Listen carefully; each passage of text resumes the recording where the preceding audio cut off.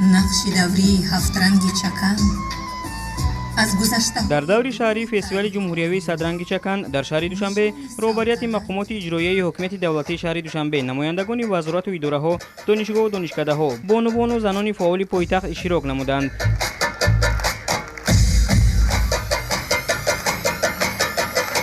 باعث خرسندی است که این نوع صنعت گلدوزی تاجیکی از جانب یونسکو بر روی خط میراث فرهنگ غیرمادی بشریت وارد کرده شد.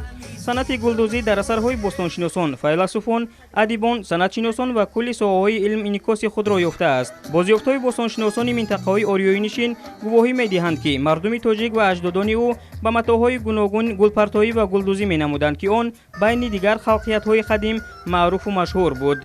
معاون رئیس شهر دوشنبه عادلزاده دلبر رحیم چورابینی را افتتاح نموده ذکر کرد که مقصد اساسی برگزاری فستیوال بلند برداشتن احساس وطن دوستی و خویشتن‌شناسی، افتخار ملی، ارج گذاشتن به تاریخ و تمدن، فرهنگ، رسم و آیین‌های ملی و مردمی و معرفی صنعت و هنر والای خلق تاجیک در عرصه بین‌المللی به حساب می‌رود.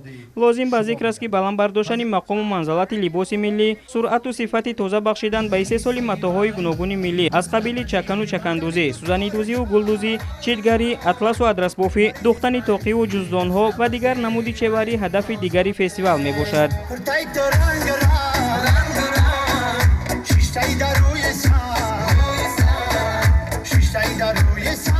فستیوال شهری از بخش‌های گوناگون از جمله نمایش لباس‌های قدیمی چکن، نمایش لباس‌های کودکانه، نمایش لباس‌های روزمره، نمایش لباس‌های مراسمی و عیدانه، نمایش لباس‌های رسمی و نمایش نوع‌های گوناگون سوزنی‌دوزی عبارت بوده. از جانب زنان و بانوان پایتخت پیشنهاد کرده شد.